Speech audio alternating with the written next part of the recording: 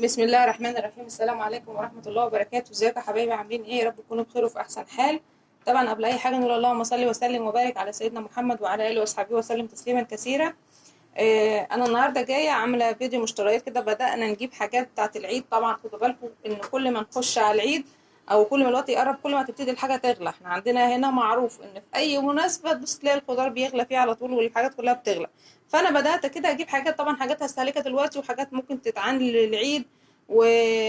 وحاجات طبعا هكون محتاجاها والكلام ده كله.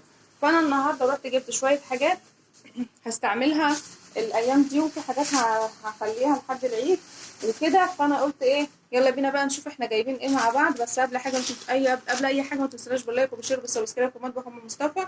ولو اول مره تشوفونا اقول لكم يا رب اتمنى تكونوا من عيلتي الصغيره واكبر بيكم. ويلا بينا نشوف احنا جايبين ايه بالظبط.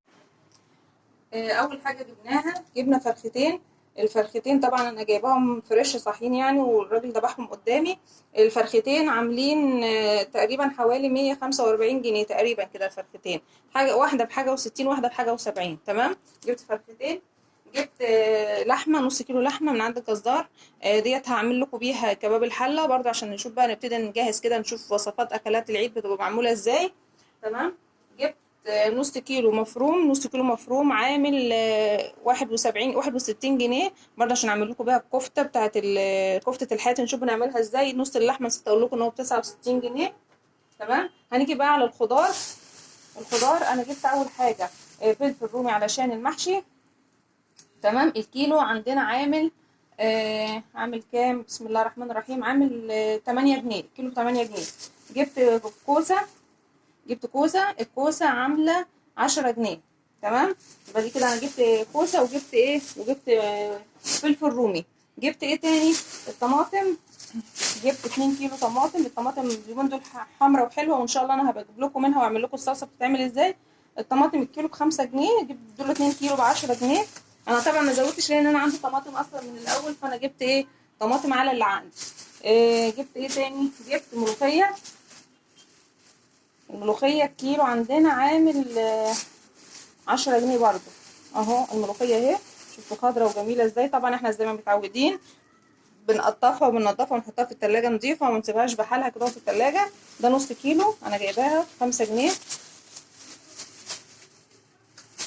جبت ايه تاني؟ جبت البتنجان الرومي عندنا عامل كيلو ونص ب10. كيلو ونص ب10. جبت البتنجان الرومي بقى عشان هعمل لكم سلطه، اللي هي سلطه بابا غنوج، عشان تشوفوها بتتعمل ازاي بطريقتي انا بقى. ان شاء الله هتعجبكم، هبقى اعملها لكم برضو. تمام.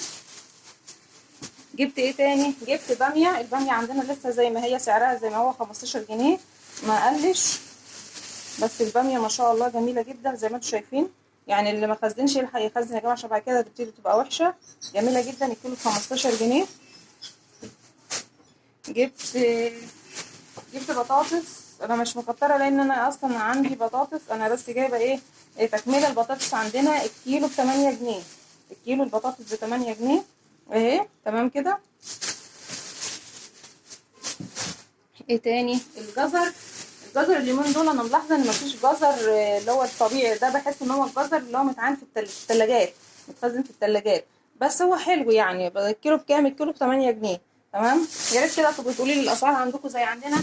الحاجه عندنا بدات تشد اكتر من كانت اصلا غاليه، فمش عارفه هل عندكم كمان بدات تشد زي عندنا ولا لا. ده فلفل بقى اللي هو الحامي.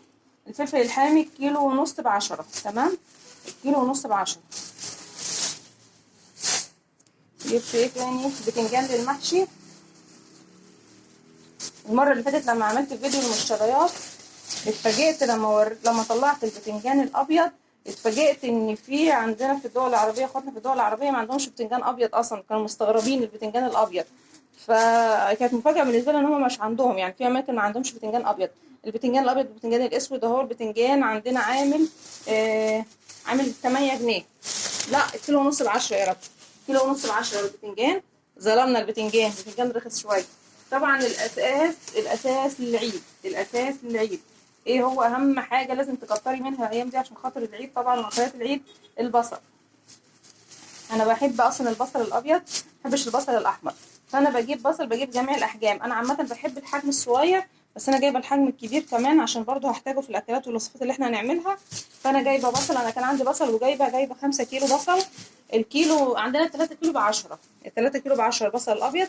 البصل الاحمر الكيلو ب 5 جنيه، بس انا بصراحه ما بحبوش، يعني ما بحبش البصل الاحمر في الاكل، مش عارفه ليه، يمكن عشان بيغمق الاكل او كده. يعني انا بحب البصل الابيض. الخيار طبعا لسه غالي زي ما هو، الخيار ب 10 جنيه الكيلو. تمام، الخيار لسه زي ما هو غالي، مش عايز يرخص خالص، ولا هيرخص طبعا، هيفضل يغلى كده لحد العيد، لحد بعد العيد. معانا ايه تاني؟ معانا جايبين جرجير لسه هننضفه. تمام، وجايبين خضرة محشي لسه برضه هننضفها اهي. خضرة المحشي والجرجير دول تقريبا كده عاملين 5 جنيه. جايبه ايه كمان؟ جايبه بصل اخضر، وانا مش عارفه الدول العربيه عندهم او يعرفوا البصل الاخضر ولا لا. انا متهيألي معروف يعني عادي، مش مفاجاه او مش حاجه غريبه. طبعا هو اصلا بيكون موجود احلى من كده في فصل الربيع، ايام شم النسيم بيكون البصل الاخضر جميل جدا كده، واخضر ومسكر، وتلاقيه بالكتره يعني. اي نعم هو مش حلو، بس انا هنقيه وهغسله. بس انا ما صدقت اللي انا لقيته بصراحه، بحب احطه على السلطه وبحبه في الاكل يعني وكده. ده بصل اخضر ربطتين دول ب5 جنيه. تمام، جايبه بقسماط عشان هحتاجه طبعا في الوصفات اللي انا هعملها. انا جايبه سايب مش جايبه علب، جايبه فيجيتار سايب برضو. تمام، ده ربع وده ربع، الربع ب5 جنيه. جايبه طبعا عشان العيد بقى الحمص والترمس، وان شاء الله انا كنت عاملاه قبل كده بس هعمله لكم تاني، الحمص والترمس.